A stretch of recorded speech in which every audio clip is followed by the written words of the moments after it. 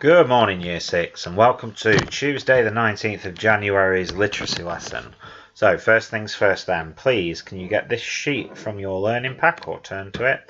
And then you need in your book to write the date, Tuesday the 19th of January 2021, and underneath that, the learning objective, LO, to use show, not tell. I always write my learning objective on the left-hand side and my date on the right-hand side. Okay, I'll pause the video while you do that, and then we'll go on to SPAG. Right then, so on to SPAG. We're going to just revisit our inverted commas again. So before we start, or as I'm doing this, just write underneath your learning objective SPAG, and then underline it. And so just to remind you that our speech marks need to be at the beginning and the end of the spoken part of the sentence. Lower please, I said, like that. And our speech needs to be punctuated with a capital letter at the beginning of the speech and then a punctuation mark at the end of the speech. And this part today will be incredibly important. New speaker, new line. So just start another line if it's a different person speaking. So today then, in your book, underneath the learning objective, I want you to think about a conversation that these two children might be having. I want you to write a maximum of 6 lines, so don't do any more than 6. Okay, so these two girls look like they're very well at home. They haven't got any shoes on their feet in particular, so I might just make something up a little bit about that. I might just say something along the lines of, where are your shoes? Where are your shoes? Of course, that needs to be a question. And then because she is asking, I'm going to put ask there. I'm going to put Amelia. That one can be Amelia. Where are your shoes? Asked Amelia. And I might put something along the lines of, where are yours? Where are yours? But look, I'm going to be really fancy because I'm on my computer and do that in italics so it sounds a bit sarcastic. And then put an exclamation mark after that. And then, of course, it's not going to carry on in italics, is it? Where are yours? Retorted. Now, what can the other girl be called? Retorted. Ooh, what can she be called? Let's call her Jane. Right, so you can use mine as a little start off there. Maybe you could carry on the rest of that conversation. Perhaps Amelia could go, oh yeah, I forgot them, or something like that. And then they could talk about the daisies that they're holding, or what a nice day it might be. Right, so pause the video and write those in your book just underneath the learning objective, underneath the bit where you put SPAG. And don't forget, each time a different person speaks needs to be on a new sentence, a new line, okay? Right, so let's get on with today's lesson then. So just to remind you, the purpose is to learn how to write in a style that when me, Miss Frost or Miss Wallace read your writing, it gives us goosebumps and leaves us wanting to read and know more. And the outcome of this is we're going to write a suspense story. We're going to start that on Thursday this week, and that's in response to the titanium video. Right, so here we go. Ignore that. So we're looking at show, not tell writing techniques today. Now this is quite tricky, but if we do it very well, it gives our writing a lot of depth and makes it really, really nervy and anxious for anybody reading it. So the first thing we need to learn how to do is empathise with how a character feels, and I think everybody will be able to do this quite easily. So we really need to dwell on that today. How does the character feel at that time? And then zoom in on that feeling, but look at describing it in different ways, okay? And then linking these sentences so they get progressively more extreme. I'm going to show you what I mean by that next. So show, not tell means writing sentences that show someone is feeling a certain way without saying it directly. So for example, if we say I was annoyed, that's telling the reader, okay? So showing the reader would involve writing sentences that show that he is annoyed without actually mentioning the word annoyed. So this is what I've got. Bingly bingly. There was that stupid noise again. So I've started this about an annoying noise, and my annoying noise is bingly bingly. Okay, so that's an onomatopoeia there. And then I've started straight off. I'm writing in first person. Now you can do that today, or you can write in third person. It's absolutely fine.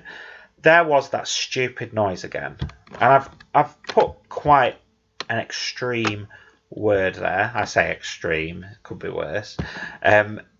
But that is showing me straight away that the person who has written this is fed up of that noise, especially as the word again is there and it's punctuated with an exclamation mark. I sighed loudly, rolling my eyes and pushing my hands through my hair, like somebody who is quite stressed out. So going, and that noise, that roll in the eyes, my God, is it going to happen again? And then pushing hands through the hair. These are all actions that happen when I get annoyed. Personally, I sigh loudly, roll my eyes, and put my hands through my hair, as I'm sure you've all noticed from time to time. So I was writing very personally to me there.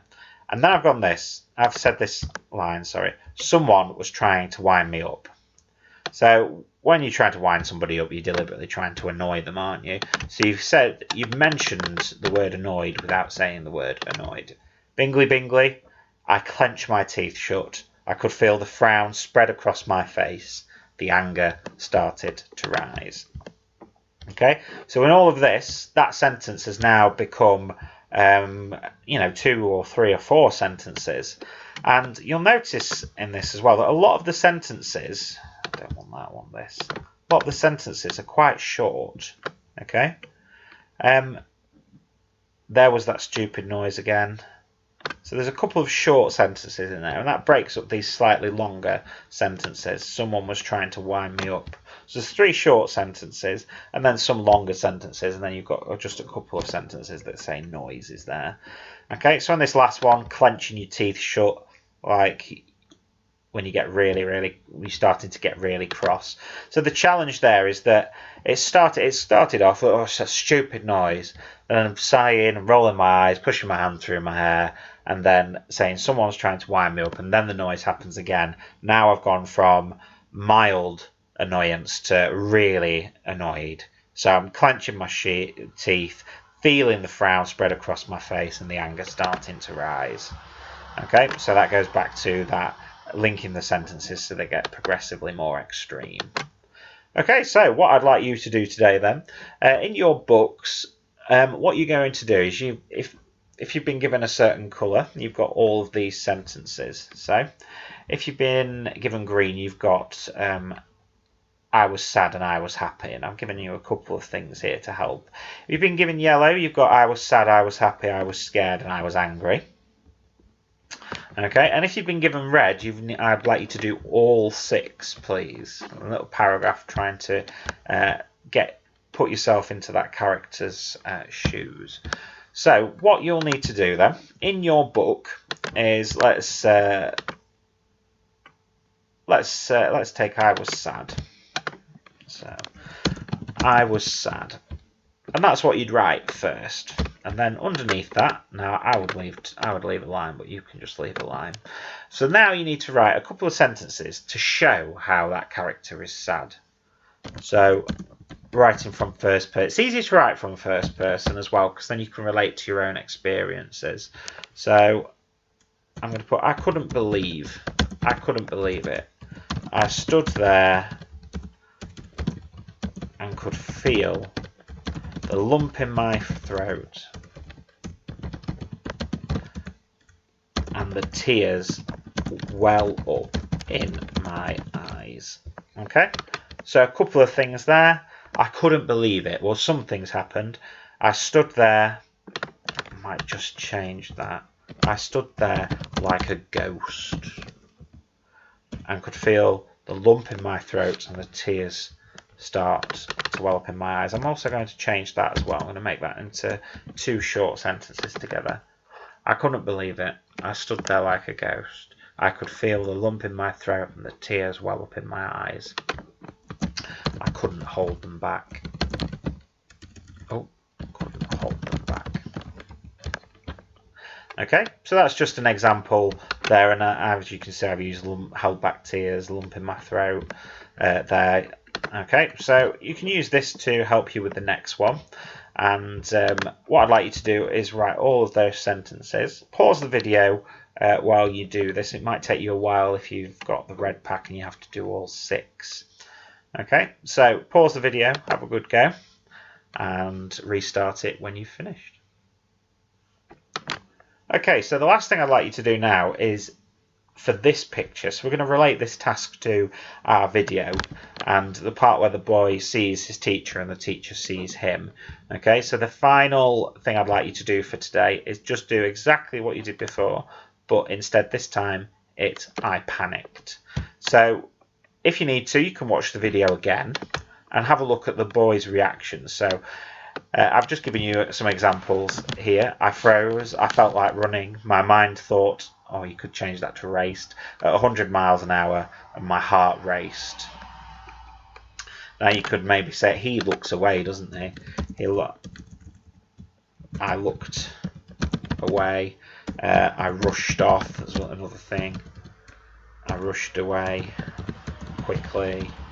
You know, all the things that that boy does in that scene there, and that's what I'd like you to do to finish today's lesson. Okay, thank you, Year 6. Looking forward to reading these and starting our story.